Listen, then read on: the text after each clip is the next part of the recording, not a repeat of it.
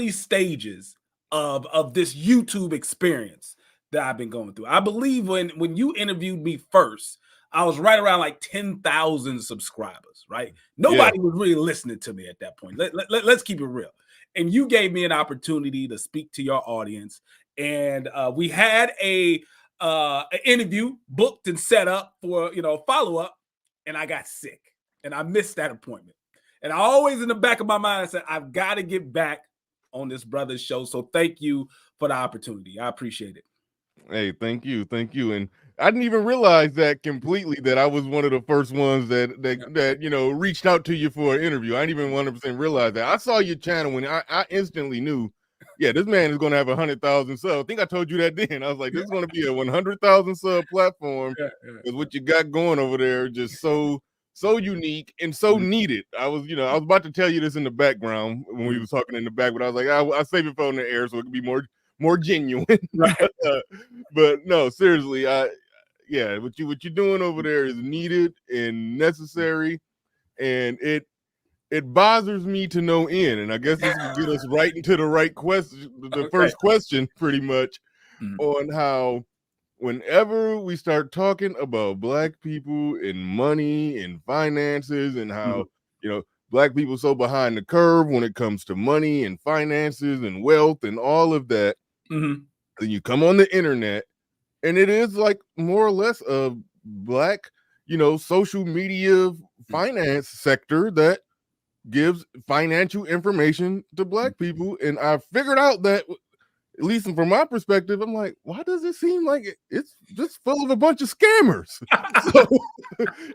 and that's the title question of the show. So I'm just starting it off right there with you on that one. Is the Black financial sector just shot through, just full of a bunch of scammers? All right, so two-part answer here. Short answer, yes, absolutely it is. Absolutely it is. Yes, that's the short answer. The longer answer, and the answer with more nuance, is this. The finance sector of every community is full of scammers. White community, Asian community, Jewish community. The finance sector is the gold pot for scammers because they have the ability to reach out to victims who are looking for a come up, right? When you have a person who is extremely interested in finance from the perspective of watching finance content, you have a very primed victim, someone who is going to take the bait quicker than someone who's not interested in that type of content. So across the board, regardless of what community you're in, there's going to be a large part of scammers in the finance sector, regardless of the community. But here's the issue when it comes to the Black community. The Black community is very unique in this sense. We have a unique ability to popularize anything. Doesn't matter what it is. If our community does it, it makes it cool. First among ourselves, and then it spreads to others. And the issue that I have is when you have a Black community of scammers, and just based off numbers, clearly there are more white scammers than there are Black scammers because there's more white people than there are Black people. Let's keep that real in the United States of America. But we have the unique ability to popularize something. Let me give you a personal example. I turned 40 a few months ago, last year. I grew up during the gangster rap era of hip hop. I didn't grow up during Sugar Hill Gang. I grew up during NWA. The very first song I ever memorized and performed in front of my family was Dr. Dre and Snoop Dogg, Deep Cover.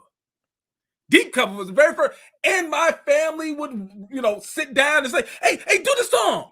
Do the song. It was me and my brother. My older brother would be Dre, I'm Snoop, right? I'm performing this song. Now, understand, I am a child. And as a child, I'm rapping about a song about drug dealers plotting to kill an undercover cop. Right? Just let that sink in. Yeah. Even to this day, gangster rap is still the most popular format of rap. There's different sectors of rap, but still, gangster rap is still have a chokehold on the music genre of rap and hip hop. I say that to make this point. To this day, you can go out to any suburb in America and you can find a child, basically, a child who embodies gangster culture, not because they experienced it, not because they grew up as a blood or a crip and they joined the gang, only because they are a fan of the music. They're able to export gang culture and jail, prison culture through music and popularizing it. Now, bringing it back to the point, the reason why scam culture in Black YouTube, Black social media, or whatever, the reason why I highlight that and the reason why I feel like it's has a bigger impact is because you have a community of people who have been traditionally set outside of being able to build wealth. So there's thirst for wanting to build wealth. But then you have a culture who are popularizing and making scamming seem cool. That's my issue.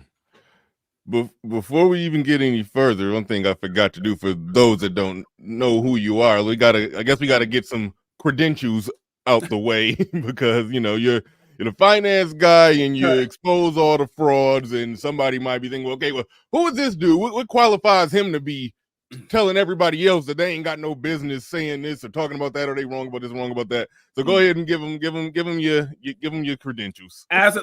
It's a great question. It's funny that when they hear the scammers, they have very little questions about what qualifies this man to be teaching me this. But when it comes to a guy who is reacting to it and telling you it's bad information, you want to know my credentials. But listen, I'm with it. I say you need to check everybody. Not just the people who are giving you scammer advice. You need to check people like me. So for those of you who are unaware, I am a certified financial planner, which means I have the highest credential in the United States and honestly in the world when it comes to giving people personal financial advice. In order to be a certified financial planner, you have to have a 4-year bachelor's degree. Then you go to what we refer to as financial planner school. You have to go through a program, about a year long program, and graduate from a financial planning program. I graduated from Howard University School of Business financial planning program. Still not done. After you graduate from that program, you are then allowed to sit for the CFP exam. Very long exam, very hard exam. After you pass the CFP exam, you still have to have 3 years of experience giving people financial advice. You also get a background check to see if you have any felonies on your records, any type of bad things on your record. Because if you do, you don't get certified. I am an actual financial advisor. I specialize in tax and wealth planning for my clients in real life. I have a brick and mortar office in the city of St. Louis where I have hundreds of clients long before YouTube. And the reason why Pocket Watching with JT actually exists is because my real clients, people who hire me to give them financial advice, my real clients from time to time, they will email me or DM me these clips of these videos, the same videos that you guys see on your timeline. And they would say, hey, JT, what's up with this? This seems nice, because they always seem nice, right? This looks like something cool. It looks like you can make a lot of money doing this. Is this something that I can add to my financial plan? And 90% of the time, the information was bad. 90% of the time, the information was fraudulent. And I would have to review the clip that they sent me, and then I would write up my response to them. And at some point, something clicked, and I said to myself, these videos are so popular, and my clients keep asking me to review these videos to see if it's good information that they should actually be doing in their financial life. At some point, something clicked to me and said, you know what? I probably need to share this with more people, start a YouTube channel of my reactions to this bad financial advice. So that's how Pocket Watching with JT actually started.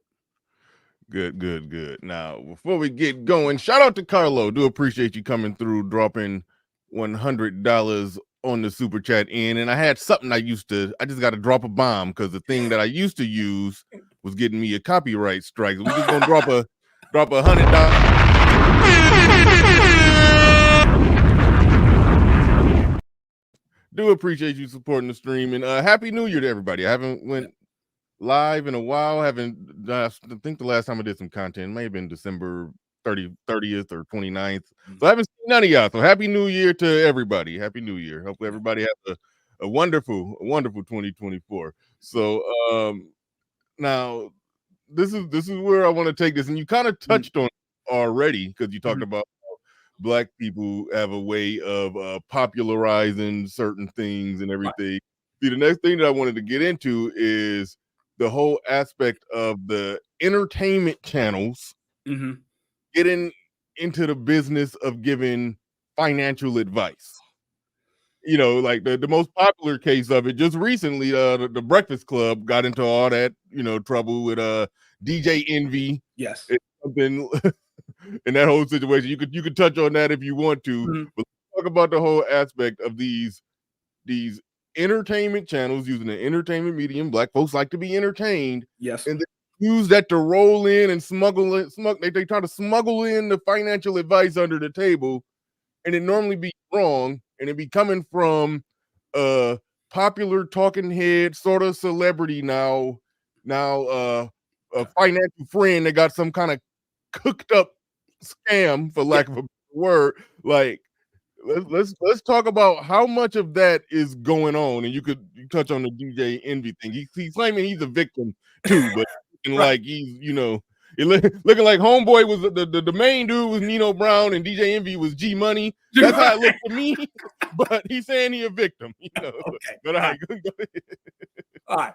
Great question. So to start out, let me explain that the relationship between a popular platform and a fake guru is a symbiotic relationship, meaning one is feeding off of the other, and they coexist in a way where they both are able to survive.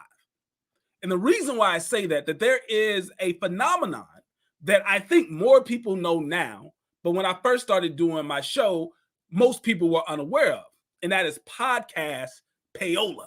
Okay? For those of you who are unaware, podcast payola is when you have a particular brand, a particular company who pays to get on a platform. Now, some of you will say, well, JT, that's just advertising.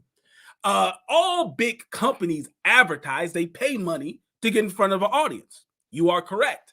The issue with podcast payola is when a paid advertisement is concealed as if it's some kind of organic interview, and they do not disclose that a payment was made, right?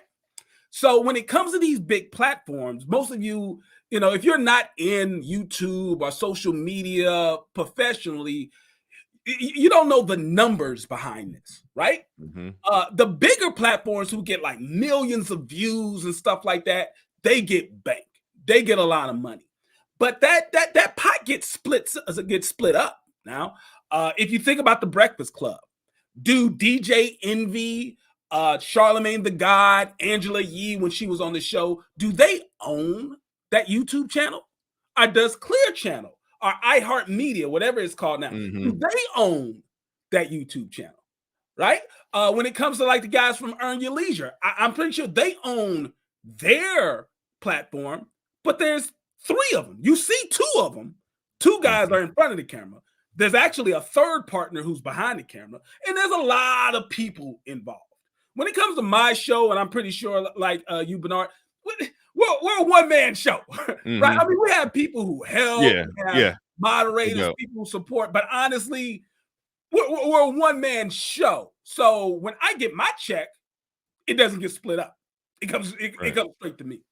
But when you have those big platforms, even though they're getting millions of views, that check is getting diced up with a lot of people. So one way to actually pad your revenue, to pad money coming in, you can get a fake guru who will say, listen, I'll pay you $50,000 for you to interview me on your platform. See, some of you would say, well, $50,000 for one of those big platforms, that's not a lot of money. You are incorrect. $50,000 is a lot of money when you actually consider how much they get paid based off views. If you can get a fake guru, let's say, for example, Marcus Barney, him 500. Him 500 openly admitted that to get on a platform like $1 million worth of game with Billy the Kid and Wallow, to get on that platform, he paid $50,000. Now, if you actually watch the episode, there's no mention of a $50,000 payment to get on the show. They're sitting on a private jet. They're talking about how they met. Gilly the Kid explains about, hey, listen, we met him 500, and him 500 really impressed him with his financial knowledge and the game that he was given. And he told his audience, listen, if you broke, if you ain't got no money, if your credit is bad, it's gonna change today. He can help you in it. Like he was just promoting, hyping him up, like the greatest hype man who ever existed. But when you go throughout the show, like at no point in time do they disclose that the only reason he was interviewed is because he gave him $50,000. That's podcast payola. And if you actually check with the FTC, it's illegal to do that. So you'll find a lot of these big platforms, or even mid-sized platforms, who interview the same cast of characters. It's the same group of people. The people who you'll see on a podcast like Social Proof Podcast. You'll see them on Social Proof. You'll see them on EYL. You'll see them on $1 million worth of game and a few others, the Breakfast Club. You'll see the same people on the podcast. It's like they're going on tour. And you got to ask yourself the question, like, how do they get on all those podcasts? How does that happen? Well, my estimation is that they're paying to get on that podcast, and they're paying to get in front of that audience, because there's millions of dollars that could be made when you get in front of that audience. Case in point, you've got Caesar Pena and DJ Envy. DJ Envy, based on the recordings that are on the internet, like private phone conversations, he was well aware that the value that he brought to Caesar Pena and other finance content creators, the value that he brings is his audience. And he wanted a piece of a particular person's finance business because he was going to promote him to their audience, right? They know how much that's worth to a person who wants to spread their financial content to them. And greed ultimately is the issue. They're not making enough money through just views. They need to supplement their income, because just like many other people, these podcast hosts, they are faking it till they make it as well, right? When you see them in a private jet, when you see them in a Rolls Royce, when you see them flaunting their lifestyle, understand most of them are living paycheck to paycheck. They need that $50,000 to make their mortgage payment. They need the $50,000 to be able to rent their Airbnb so they can do their next mastermind in. So it's a symbiotic relationship between a platform that has hundreds of thousands, maybe even millions of subscribers, but they're not quite monetized in the way that the host needs. And they need to supplement that income with payola. That's something that I think a lot of people didn't know. That is it across the board, any situation where somebody has something that they're doing or something that they're selling, and then they pay the content creator, to come on the show and do an interview. Is it across the board? Absolutely. To do that? Absolutely. So I did a show on Podcast Payola about 2 years ago. Then about a year after I did my show on Podcast Payola, a journalist, I believe it was through Bloomberg, a journalist through Bloomberg did a report which basically supported everything I said in my show.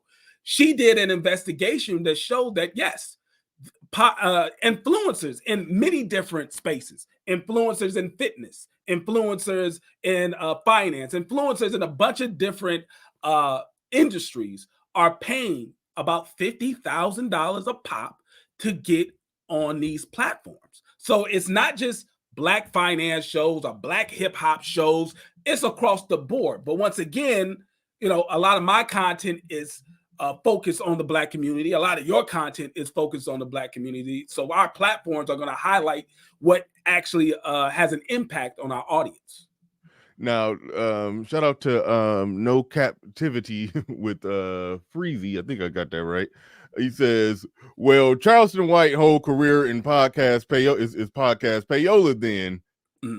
He in trouble. Now that's sort of why I asked, because he's not selling anything. He's just coming in there to just talk a bunch of junk and drive up views. It's the other way around.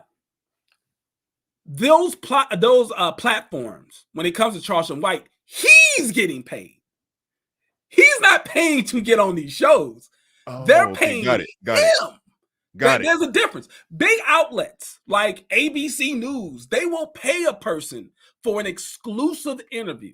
You can pay a person to come on your platform. That does not have to be disclosed, right?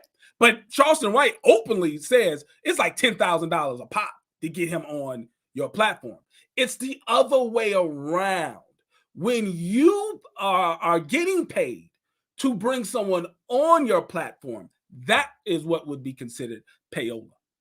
Got it. Okay, that clears some things up, because I do know, personally, there's a lot of, money being exchanged when you see some shows and interviews. I'm trying to figure out, is it always that, Yeah, but okay, that clears some things up. Now, another thing that I do want to get into, and this goes with the whole Black financial sector on, YouTube or just everywhere on social media. And I understand that it's some various degrees to this type of thing, but the whole idea of selling courses. Why you laugh? I didn't even got to the question. You already laughing. So this is something that just jumped out to me, to where like I don't. Okay, and you can correct me on this. I don't think just the act of selling a course is a scam, right? But where my mind always goes, that if somebody is selling somebody a course on how to do something or how to thrive in whatever field or industry or area that they're thriving in, why not just, make your millions thriving on whatever it is that you're doing, versus trying to sell 1,000 other people on how to do it so they can essentially become your competition. Right. And that it's like that just, so that's why I always say there's got to be a scam. Why would you want to create more competition unless you think that when they pay you that money, they're not going to actually sell whatever you're telling them that they're going to sell, or do whatever you're telling them they're going to do? So they're not going to be the competition. So what's your thoughts on that? The whole selling course aspect of the game. All right. So to be clear, because some people have a misunderstanding on my position when it comes to online courses. Okay. An online course within itself is not a scam, right? Okay, good. There are a lot of training and things that you can learn online that can be beneficial to you. The scam comes in when the price of the course is predatory, when the claims of the course, meaning what they claim you're going to be able to receive or do after you buy the course, if the claims are extraordinary, it can be predatory, and that is a scam. And when the person who is teaching the course, if the person who's teaching the course actually is not successful in doing the thing that they're teaching, they are simply selling you the dream, that's a scam. And lastly, it's also a scam if a person was successful in a particular industry doing a particular thing, but then that phase of the game changes, okay? And what happens is, now, because the industry has pivoted, but you have all of this knowledge that is basically ineffective, you can then sell it to other suckers, because it's true. You made money doing a particular thing, but now the industry has changed. You can no longer make money in that industry doing that particular thing, because maybe the laws have changed and stuff like that. But you still have this knowledge that you sell to others, which is a dead end road, because when they attempt to do it, they realize quickly, oh, you can't do this anymore, right? It's like YouTube automation or Amazon book selling and stuff like that. There were things that you could do in the past that could make you money. People weren't selling courses on how to do those things while the game was good. They were making their money making these weird little online audible books that can make you some money, or YouTube automation. You get a bunch of different people on Fiverr to make a video for you, and AI voice and all that. They were making money. Then when YouTube changes its policy, when Amazon changes its policy and they can no longer make money doing it, now the game is available to sell. And just like you said, they are not making competition for themselves. They are selling what they can to people who are dreamers, people who have aspirations for wealth. But in reality, you do not create competition for yourself when you have what's referred to in economics as a competitive advantage. When you have a competitive advantage, you exploit that advantage until it's no longer effective. Man, thank you. That's what I've been. You summed it up perfectly. You summed it up perfectly. Uncle Stu, the old man on the block of the building, says, salute, BR in pocket watching. JT, Happy New Year. Happy New Year to you. Happy New Year to you. Said, I'm still here. Great interview. Absolutely, man. Thanks for coming on through. Thanks for coming on through. Shout out to Delta Fox in the building. Says, I hope I'm never desperate enough to fall for these scams. How can anyone trust a random dude on the internet? Why would they want what is best for you? They're there to keep you hooked and get your money. Well said. Hey, can I touch on that real quick? Oh yeah, go ahead. This is a great point. How do people become victims of these scams, right? We have a general concept and we think to ourselves, how can someone be so dumb, right? How can someone be so dumb? It's not about your intelligence. I want to be clear on this. Becoming a victim of a scammer is not an intelligence test. Becoming a victim of a scammer is based on some sort of desperation in your life. Meaning, a good enough scammer sizes you up. They take a look and see, what is it that you most desire in your life? I refer to it as 3 things that everyone wants at some point in their life: love, money, and good health. Those are 3 things that, regardless of what the cost is, when you're in desperation for it, you'll pay the bill. Pay it. Yeah, if you have a person who is diagnosed with an uncurable disease, and some scammer says, listen, if you come down to South America and join my cult, I have the perfect cure for you and you won't die from this disease. A person in their rational mind is not buying a ticket to South America to fly down there to beat on some bongos and drink the magic juice. You're not in your rational mind when modern science tells you there's nothing we can do for you. The best we can do is make you comfortable as you die.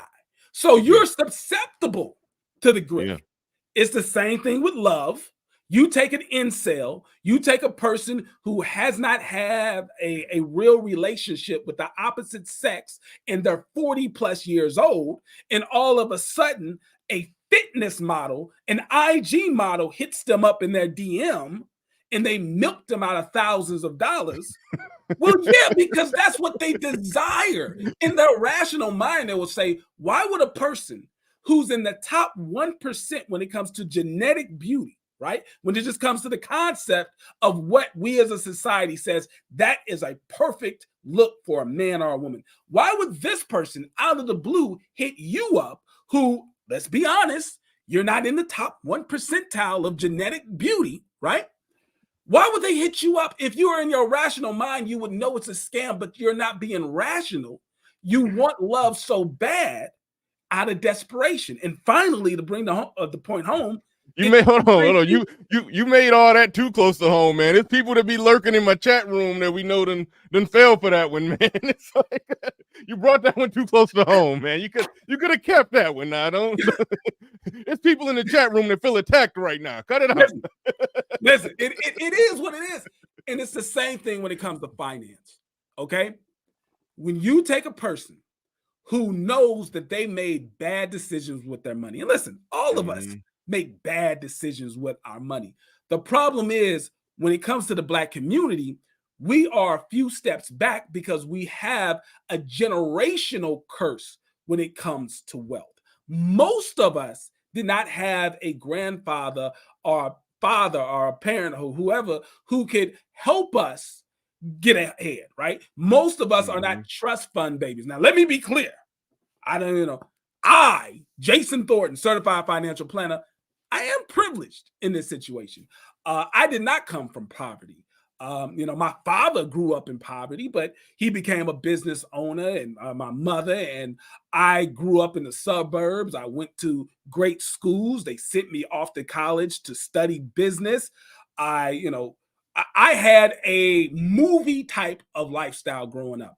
I didn't have to join a gang. I never went hungry. I got every Christmas present that I wanted. I grew up middle class. I had money. I inherited a sense of wealth.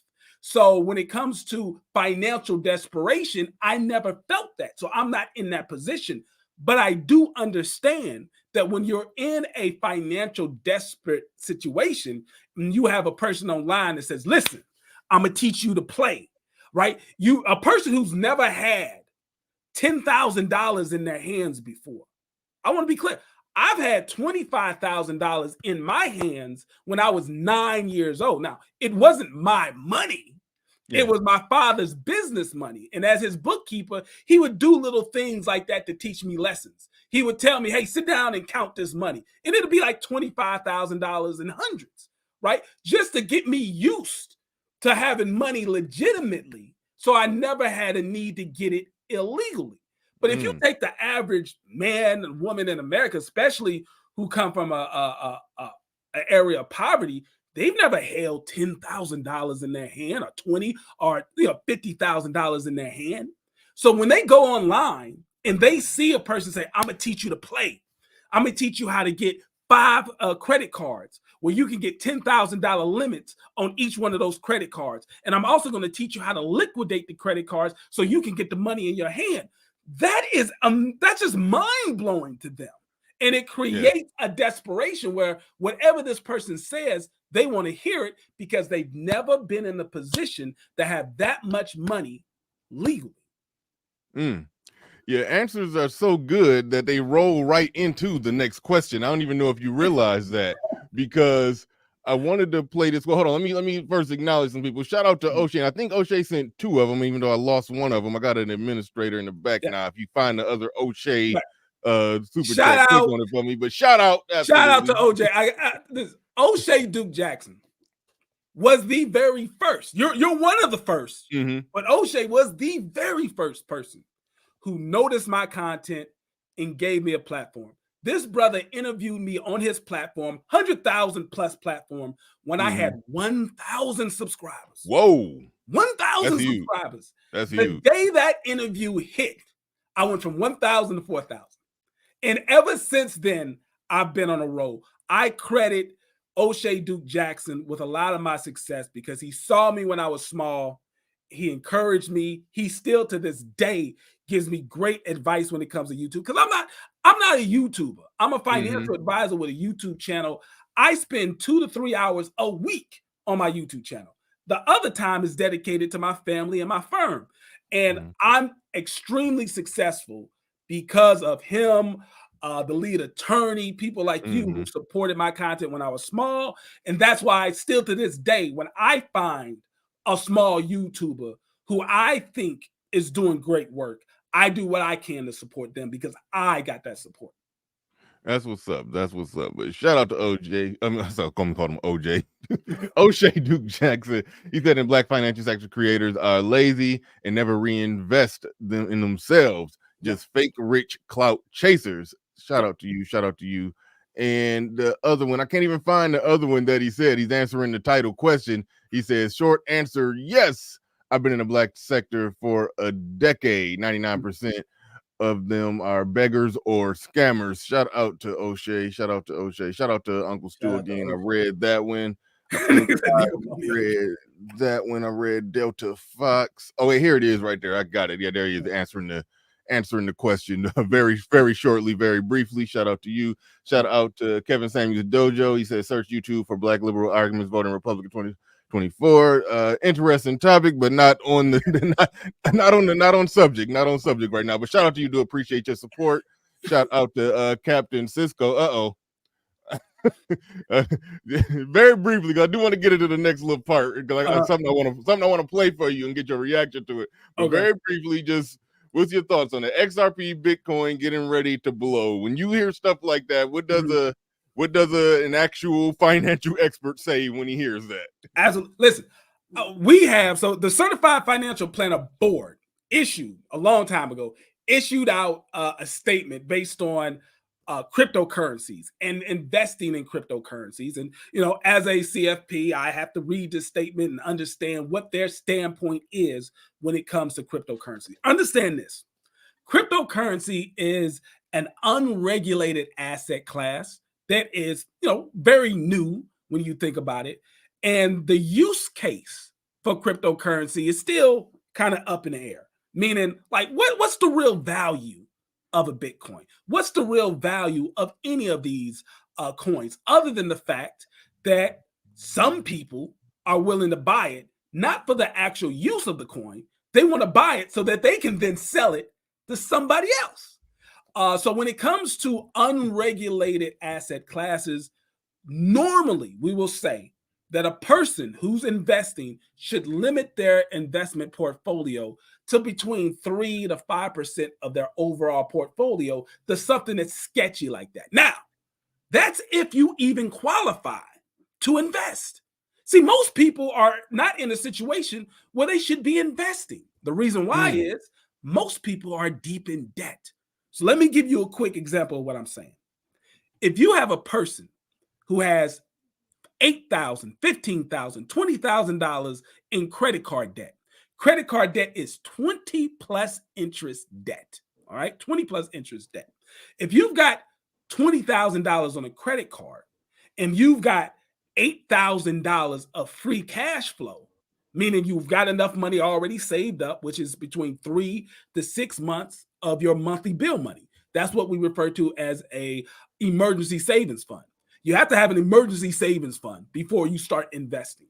But let's say you have an emergency savings fund and you have an extra $8,000 to do something with. You can invest it in crypto, or you can invest it in traditional asset classes, or you can pay down your debt. It's a classic thing that any financial planner will tell you. You pay down the debt because the debt is growing at 20 plus interest, guaranteed. The investment may get you 8 to 10% in the traditional asset class. Crypto may go up, but crypto also may go down. So most people aren't even qualified to invest in the traditional asset classes based on their debt. And they damn sure don't qualify to invest in non-traditional asset classes like crypto if they're deep in debt. Get out of debt first, then invest in the traditional market, and then you can allocate around 3 to 5% of your overall investment portfolio to the non-traditional, which would include crypto. All right, there it is. And Oshay, don't send them more money. You cutting into your tricking. You cutting into your tricking money at this point. Now, don't send nothing else. Don't send nothing else. We appreciate you. We appreciate you. Much love. But you're cutting into your tricking money. All right. It says Appliance Bootcamp said, I've built a real physical school, have trained thousands, and built several businesses. Most of the courses, the courses creators aren't real business owners. Yeah, there it is. There it is. They're marketers. Let's be clear. Many of these online influencers who sell these very high dollar courses, they are marketers. There's a huge difference between a business owner and a marketer. A marketer has the gift of gab. They are a showman or a showwoman. They can get a crowd excited. They can capture the attention and push a product, get you to believe that you need that product, and then offer you the solution by buying the product. That is great. That is sales. That is marketing. That is needed. But they're not actually good businessmen and businesswomen. And also, real quick, isn't it funny that they all have a similar pitch? Isn't it funny that they all have similar sales funnels? Well, it's not a coincidence. These grifters go to grifter school. There are people who are behind the scenes who teach courses on how to teach courses to you. That's why all of their sales pitches are the same. That's why most of their courses, the price ends with a 7. Like, they pay a fake guru $100,000 so that they can learn how to sell you a course for $25,000 or $30,000. They literally, like, I could do a whole show on it. When did you unearth that information? I never heard of that. That it's like fake guru, fake guru courses. Yeah, like, I never heard of that. So when you dive down into the pit of fake gurus, you get a lot of information. You see a lot of stuff. And I started noticing that these guys were hanging out with each other, right? They were hanging out with each other. And I saw a particular person in the background. And this man goes by the name of Myron Golden. Myron Golden is an OG when it comes to the multi-level marketing industry. And Myron Golden figured out pretty early that the money in multi-level marketing isn't being the salesperson. The money in multi-level marketing is teaching other people how to get into multi-level marketing. He would sell books and tapes and motivational things of how to help a person who gets into a multi-level marketing company, how to build what they refer to as your downline, the people who you recruit. And I noticed this guy, Myron Golden, he was kind of around in the background of a bunch of pictures of these different people. Him 500, David Shands from Social Proof, a lot of these guys. And then when I went to Myron Golden's social media, I saw he's teaching these guys. They're his students. So if you look up Myron Golden and you go through his stuff, you'll see that he is, for the Black community of social media influencers, he's their guru. He teaches them how to sell the product, how to present the product. He'll speak at your conference. He'll help set up, and he'll do all of that stuff. So that's why it's such a uniformity when it comes to their sales pitch, when it comes to their presentation, is because they have a fake guru who they learned it from. That is wild. That is wild. Now, this is a video that I want to play this. You've probably seen this. Okay. In fact, I would be shocked if you didn't react to this, because given what you do, this is something that would just tug at you. But I want to get your raw reaction to it. It'd actually probably be better if you haven't seen it. So let me pull this up. 50 credit score, 2 million cash right now. Let me back it up. So you laugh, you already know what's going on. let me back it up. All right. This I couldn't believe how popular this was. Super popular. Yeah, but all right. But let me just play it. All right. I'd rather have an 850 credit score, 2 million cash right now, or 4K a week for the rest of your life. If you answered 850, you just failed. Hold on, wait. Dang, I got the wrong video up. I didn't want that guy. You got a reaction to the video. I got the wrong video up. Hold on. Let me. I downloaded a couple of them. We're gonna get rid of that one. I gotta get his answer. Yeah, you gotta get the original answer. Yeah, hold on. I got the video because I downloaded a couple of them. I just got the wrong one ready to go right now.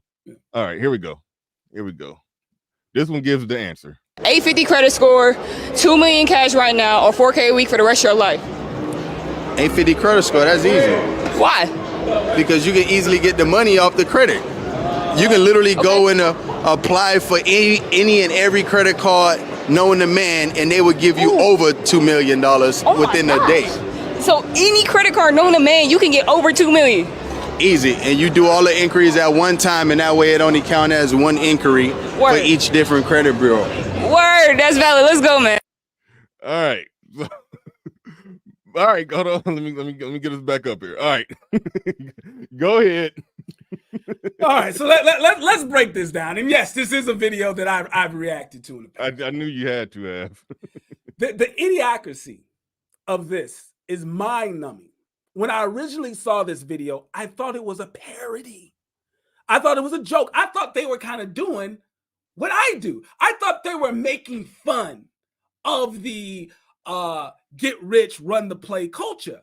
But then I went down the timeline of the particular content creator who made that, and I realized, no, it is not. It's not a parody. It's the real thing. So let me explain why this is so dumb. Now, most of your audience, I'm sure they understand it. But for the very small few who may be watching this, who's wondering, why is that stupid? Let me explain. Number one, you are given an option of like $2 million in cash, $4,000 a week for the rest of your life, or an 850 credit score. The particular person who's she's interviewing, they said, oh, that's an easy answer. I want the 850 credit score, because with an 850 credit score, I could get way more than $2 million with credit cards. I'm going to explain why the logic of that is stupid, and then I'm going to circle back as to who that person was. Number one, if you give me $2 million in cash, I'm pretty sure I can fix anyone's bad credit, right? Because let's think about how a person gets bad credit. You got bad credit because you didn't pay your bills. Let's be real for a second. You have bad credit because you did not pay your bills. You owe people money. If someone was to give you $2 million, I'm pretty sure that's way more than the money that you owe these companies. You can take a portion of the $2 million, pay your back bills, and your credit score would be pretty damn good. So that's number one. So that's stupid to say, no, I don't want the $2 million. Give me the good credit score. Because you could get the $2 million and a good credit score by actually paying your bills. That's why you have bad credit. So that's number one. Number two, when it comes to the time value of money, money now is always better than the same amount of money later, right? It's just something that we learn in school, right? Time value of money.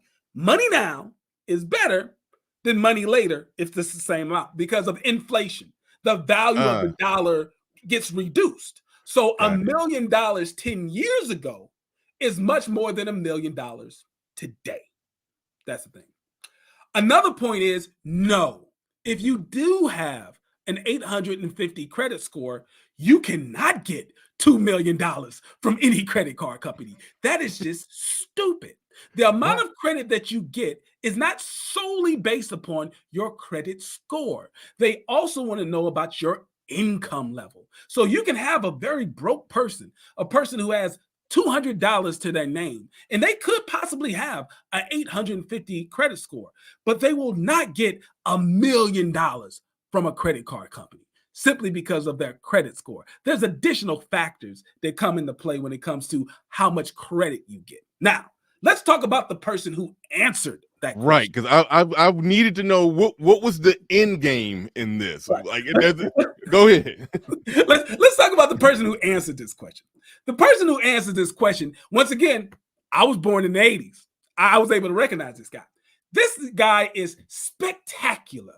If you are unaware, Spectacular was a member of the hip hop / R&B band Pretty Ricky, I believe it was the name of the group. Pretty Ricky. They were really popular in the early 2000s. Now, this guy went from being a boy band member to now all of a sudden a financial expert. Funny thing about this is Pretty Ricky had a brother who was also in the group. I mean, not Pretty Ricky, Spectacular. Spectacular is the guy's name. The group name was Pretty Ricky. In the group Pretty Ricky, or whatever the name was, his brother was also in the group. His name was Baby Blue. Ask me what happened to Baby Blue. What happened?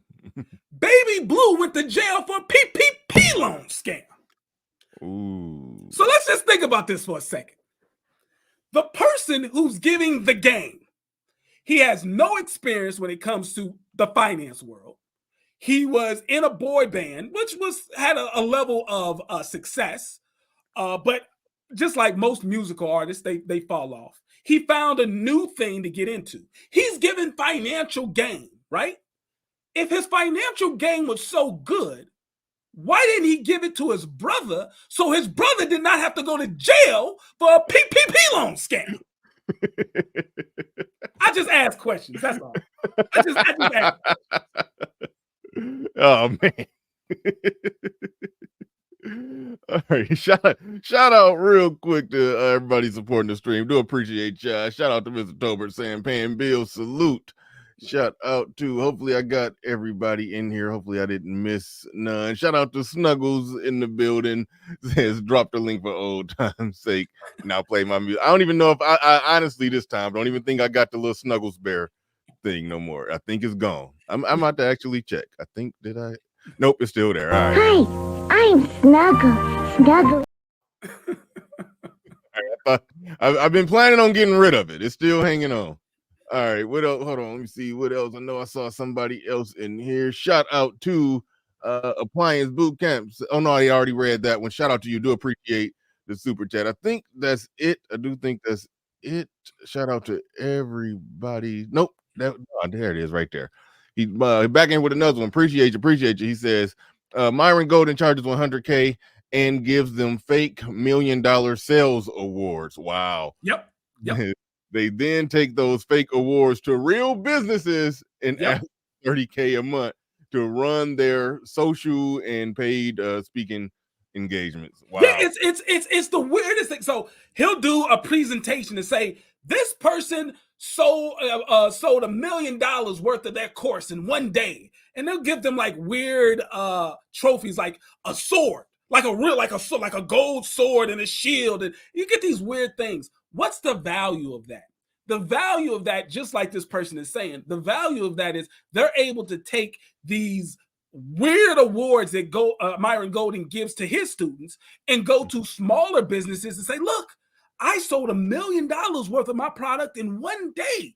Think about what I can do for your business. There's a particular person from St. Louis, right? There's a particular person from St. Louis. He's in this circle as well. And if you actually go to the BBB rating for the business, you'll see complaints where people say, I got upsold $30,000 and they told me that if I paid them $30,000, I would 10x my business. I would have 10 times my income. It never happened. The service was bad. The information was bad. I want a refund.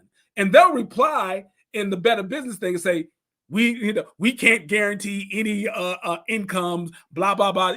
That's ultimately what happens. They go to a fake guru to teach them how to be a fake guru. And then they go to you and they sell you on the dream that they can make you so much money or they can help you make so much more money. If they could do that, why do they need you? Why don't they just go and make the money? Why do they have to sell you on making money? It doesn't make sense. Oh man. All right. Oh yeah. Almost glad I didn't forget about this one. This is something that I've been wrecking my brain with. Okay. The CPN. Okay. It helped me understand that. I understand that it's called credit. First, tell me what CPN stand for. I forgot that fast. All right. So a CPN in the streets is referred to as a credit profile number. Okay. A credit profile number. Now, here's the pitch. I'll give the pitch and then I'll explain why the pitch is BS. Here's the pitch. You have bad credit. Once again, earlier, I explained why you have bad credit. You have bad credit because you didn't pay your bills. That's why you have bad credit. But let's say you have bad credit. I'm the pitch man, and I'm telling you, listen, I've got a surefire way where I can improve your credit score. You don't have to pay your old bills. Don't worry about that. I'm going to get you a CPN, a credit profile number. And what a credit profile number is where the IRS is basically issuing you a new Social Security number. Now, this new Social Security number doesn't have all the bad payment history that you have. It's fresh and it's new. And you can build credit with this new CPN. And they'll say CPNs are real. CPNs are something that rich folks have been doing for years. They'll say Celebrities do it all the time, because if you have a celebrity, let's say like Beyonce or Jay-Z, and they go into a Ferrari dealership, they don't want to put their real social security number on the application. They'll give them their CPN to protect their identity. So CPNs are real. I can get you a CPN. I can help you build up that CPN to have an 850 credit score, and you can go and buy the home of your dreams, and you can go buy the house, the car of your dreams. Just pay me 20,000, 10,000, whatever it is. That's the pitch. Now let me explain why the pitch is BS. Number one, CPNs are not a real thing. The IRS does not issue you a new social security number solely for the benefit of you restarting or giving yourself a fresh start on your credit. They don't do that. What this actually is synthetic identity fraud. Okay? What synthetic identity fraud? Synthetic identity fraud. What happens is when a person creates a CPN, basically what they're doing is they're creating a new person on paper. They're actually issuing a social security number to a newborn baby that happens to have your name, right? That happens to live your address, right? And what happens is they actually have your birthday. So you're getting actually a real new social security number for a different person who just happens to have your same exact name, who happens to be born the same month and the same day as you, right?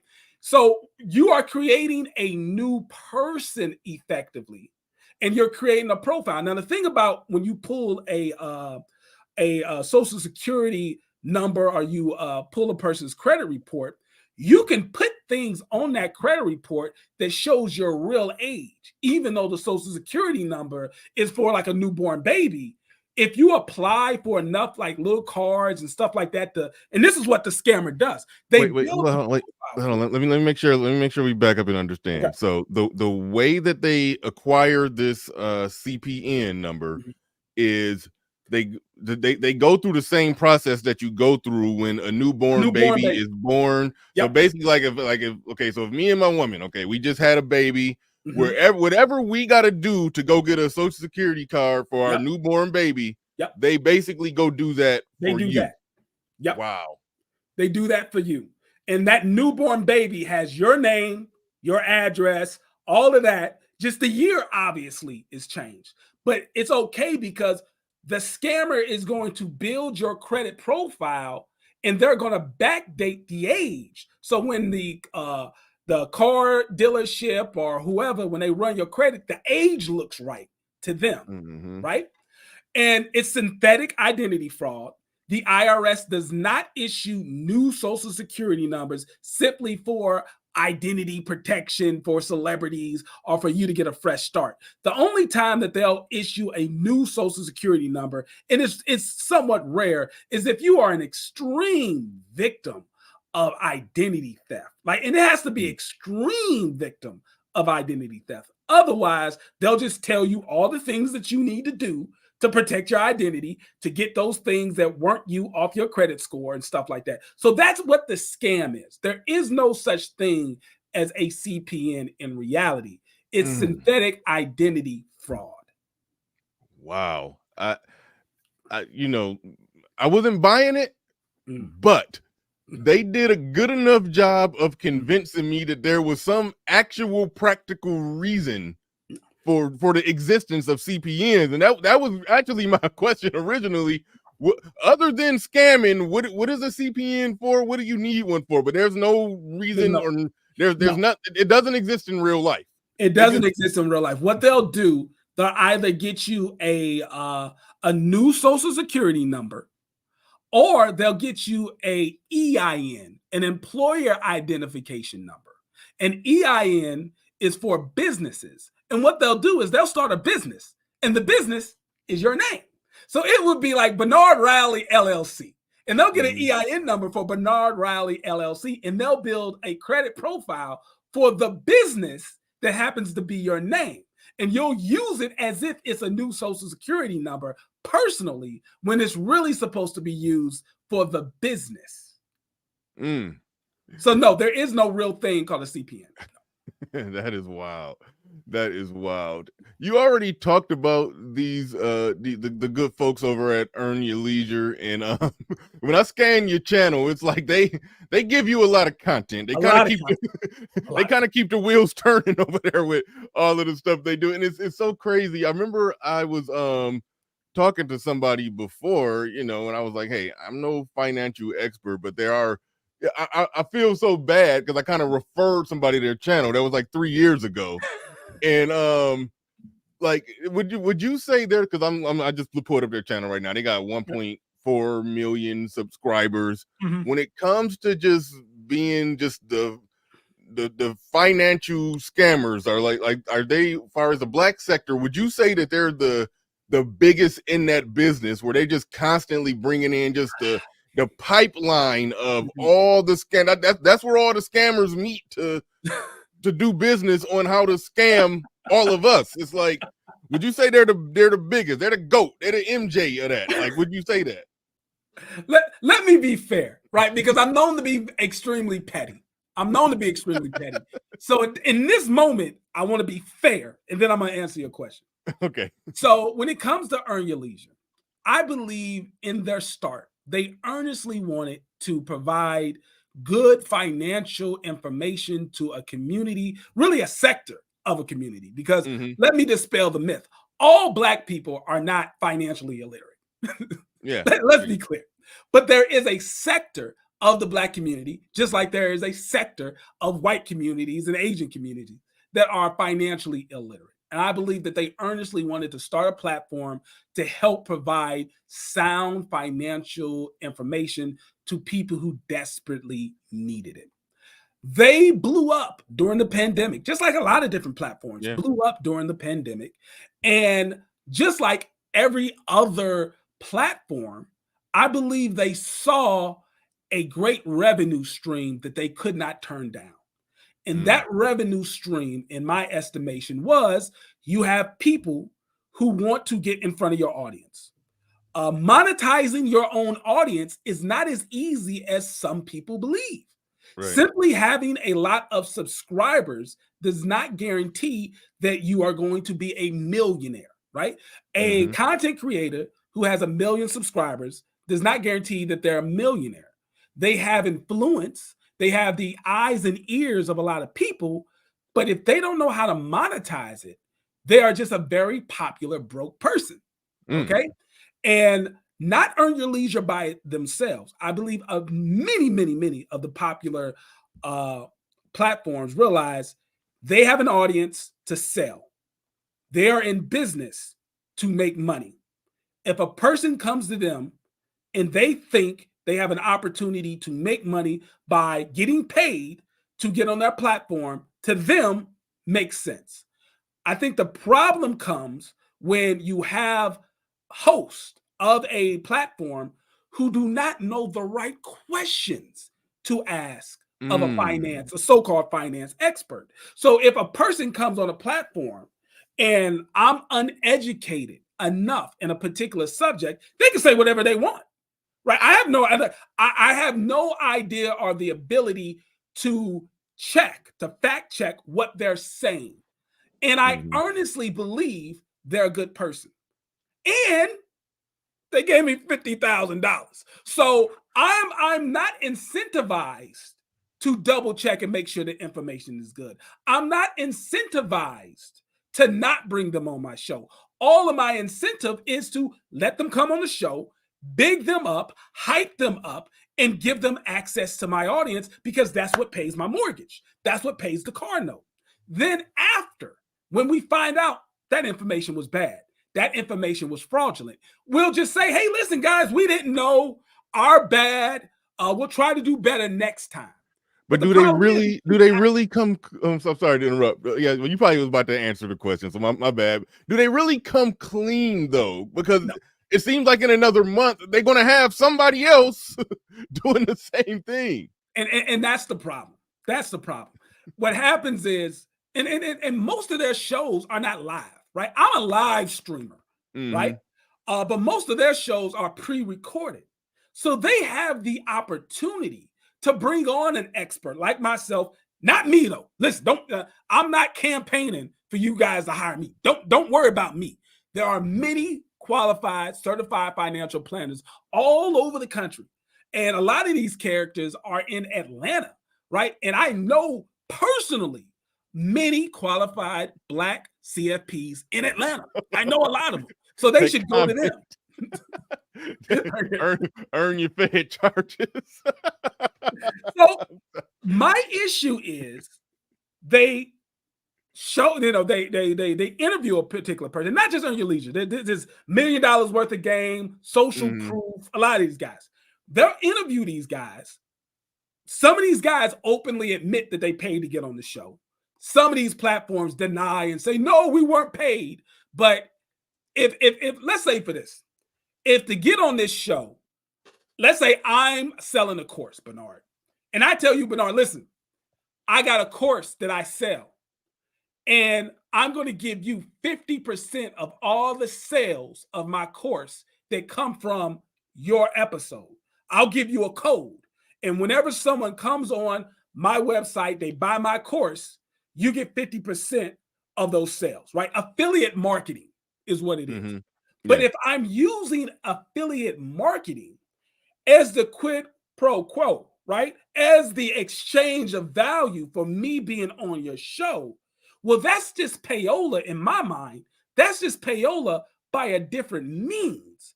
I'm still technically paying to get on the show. I'm just not giving you money in your pocket now. I'm giving you money in your pocket later when you help me sell my course.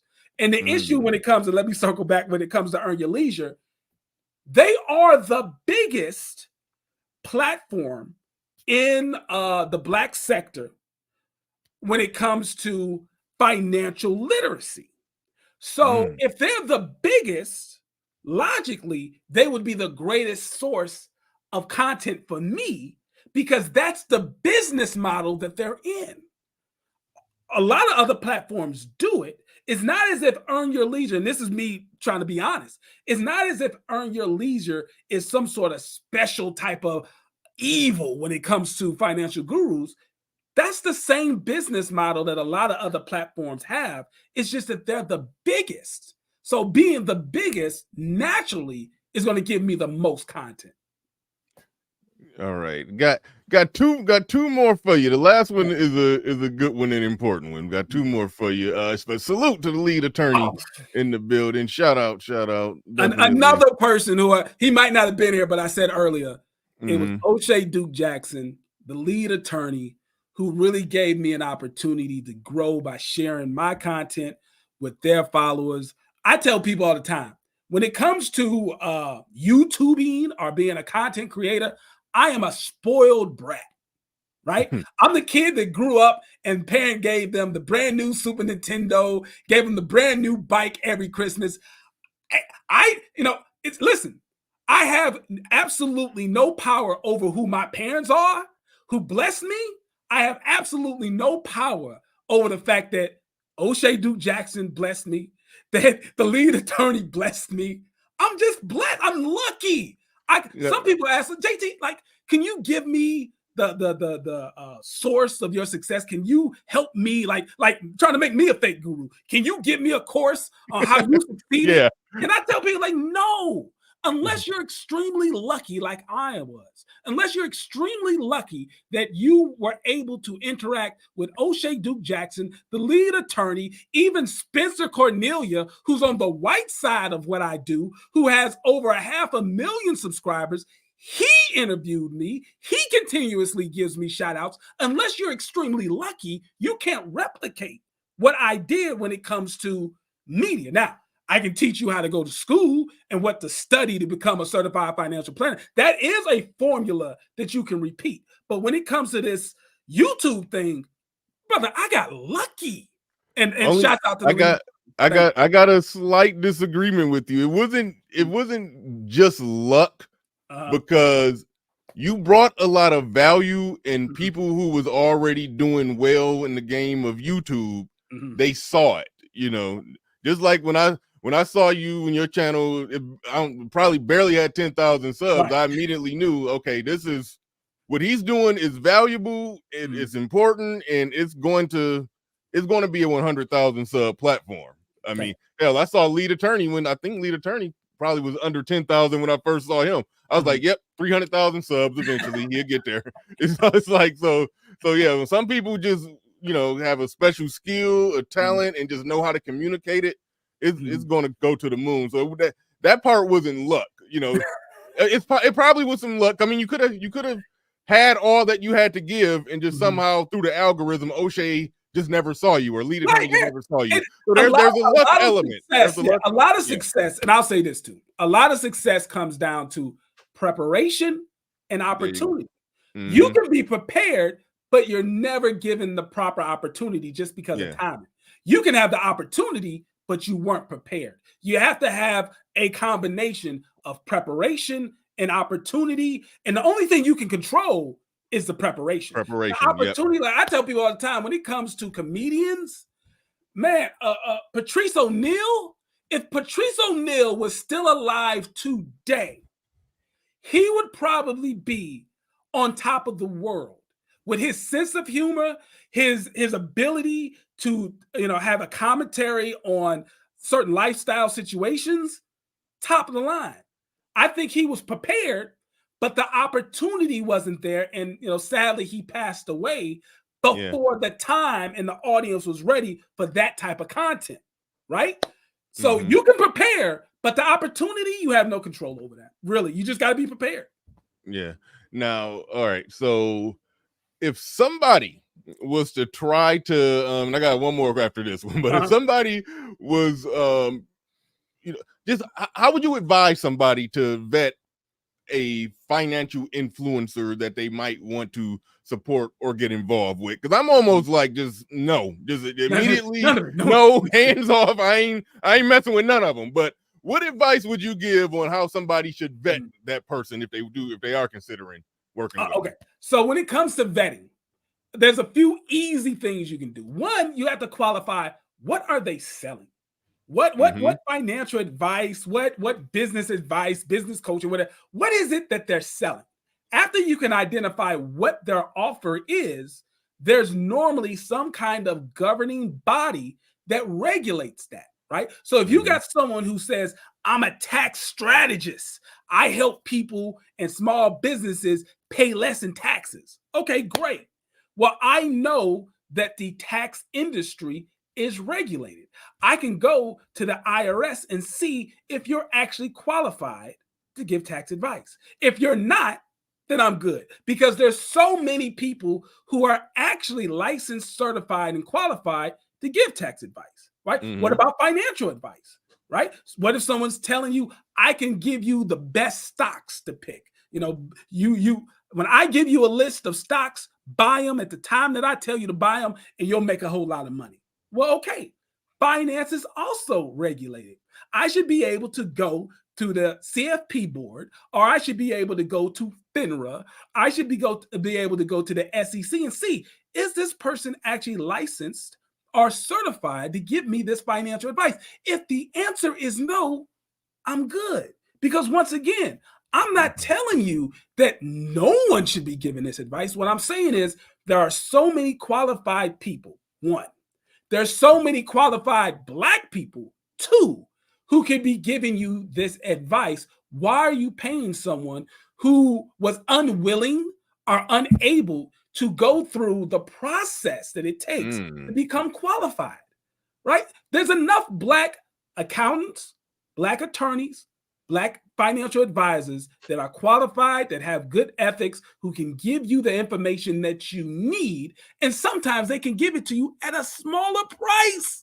Some of these people are paying thousands and tens of thousands of dollars to people who are unqualified. You can go to an attorney, an accountant, or a financial advisor for a few $100, right? A few $100, and get an hour of their time to ask them the questions that you have and for them to give you qualified advice to help you out. So you're paying more for unqualified advice when you could go and pay less for qualified advice. So you can go to the CFP board, you can go to the AICPA for accountants, you can go to the IRS for general tax things, and you can look at your local bar association for legal advice. If they're not one of those, I don't care. I don't need your advice. Where did you learn it from if you didn't go to school? Oh, well, I learned it in prison. I learned it from this guy. Nah, I'm good. I'm good. Yeah, show you some credentials or get up out of here. That's where you at with it. Yeah. Right on. And shout out to the good Deacon Salty Balls, biggest supporter of this sector, this area, this Black YouTube space. Such a big supporter. We gotta drop the suck on my chocolate salty balls. Put them in your mouth. Put them in your mouth and suck them and suck them. All right, shout out to Salty Balls. All right. Last thing that I gotta hold on, wait, hold on. Somebody else just came through. Shout out to Master Falcon says a prosperous 2024 to you, BR. Absolutely, thank you very much, and likewise. All right, now all of the financial stuff, everything that Black folks getting into, falling for all these scams. At the end of the day, I think what they're searching for, they want some type of financial freedom. They want to be rich, they all of it. So as a financial advisor, financial expert, how in the real world do most people actually achieve that? How do most people end up getting rich? Here we go. Slow and steady wins the race. We don't like that answer. We don't like that answer. I know you don't Go ahead. Go ahead. I know you don't like it, but it's reality. Right? Yep. When you recall when you were a child and you saw that cartoon of the tortoise versus the hare, and you saw that fast rabbit running down the road, but it was that turtle, slow and steady, who eventually won the race. That's what it's like in the finance world. See, the thing about the news loves an exciting story. They want to bring somebody up who made $1 million on crypto overnight. They want to show you some entrepreneur who is now a billionaire after starting their company with their stimulus check of $1,200.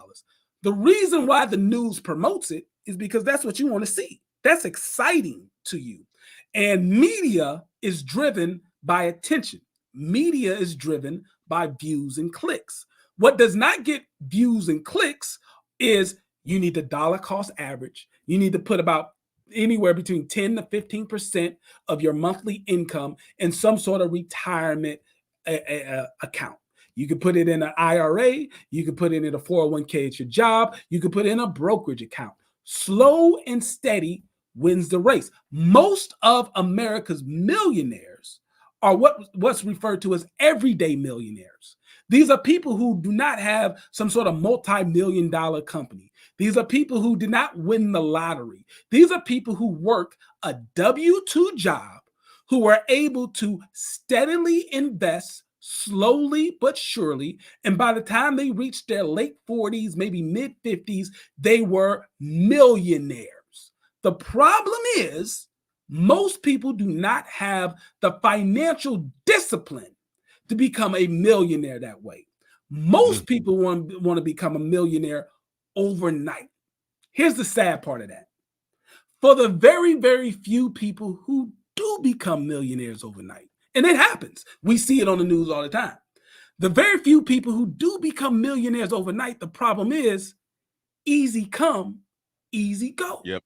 Yeah, they became a millionaire overnight. Maybe they won the lottery. Maybe they got into some sort of accident where they got an attorney and the attorney was able to get them a bag, right? Ultimately, what happens is that person dies broke. The reason why it's referred to as the sudden wealth phenomenon. Sudden wealth phenomenon. And it happens to athletes all the time as well. Sudden wealth phenomenon. The problem is when you have not slowly learned to manage the little bit of money that you have right now, right? Take a person who right out of college, they make $30,000 a year. And throughout their career, they go from 30 to 60, from 60 to 120, from 120 to $250,000. In their late 40s, mid-50s are making about $250,000 a year. That person is going to be okay because throughout their career, they learned how to manage money slowly but surely, little by little. You take that same person, let them graduate from college and give them $250,000 a year, they'll blow it because they weren't able to slowly learn how to manage money. See, there's a concept of be careful what you wish for because you may not be able to handle it. It's the same thing with money. Many people want things that you can't handle. You want this beautiful woman in your life. Let's say God blesses you with this beautiful woman, this woman who is a knockout 10. But you weren't prepared for that woman, meaning you get all uptight when other people are always gawking and talking to your woman and stopping her at the gas station. You were unprepared, and now your jealousy breaks up that relationship because you weren't mature enough to handle that because you wanted something but weren't prepared. Same thing with money. Many of us want money, cars, good homes.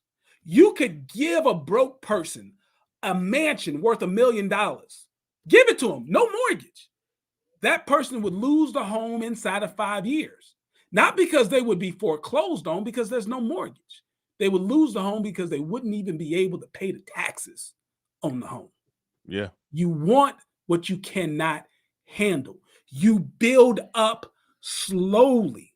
And if a person wants to be rich, if you want to gain wealth, you first must be financially disciplined over the little that God's blessed you with now. Let's be clear. We live in the United States of America. Regardless of how you feel about the United States of America, based on our cultural history in this country, it is still the greatest country in the world. Facts. Regardless of how you feel, it's still the greatest country. People from all over the world do everything they can to come here for the opportunity to live a better life. If you want to have a great life, if you want to build wealth, the best thing you can do, and here's a study. It's funny, but here's a study that I once saw a long time ago. They said there's 3 keys of being middle class in America. 3 things that you can do that will give you the probability of being middle class in America at the rate of over 75%. Number 1, graduate high school. Not a hard thing to do. Not very hard. Graduate high school. Number 2, wait to have kids until after you're married and 21. Not an extremely hard thing to do. Right. Graduate high school, wait to have children until you're married and after 21. Number 3, have a full-time job. If you do those 3 things, a study came out in the early 2000s that said, if you do those 3 things, you have a 70+% chance of being middle class. If you break those things, you have over a 90% chance of being in poverty. That's what you can do. Wow. I just gotta hold on real quick. Wait for it. All right.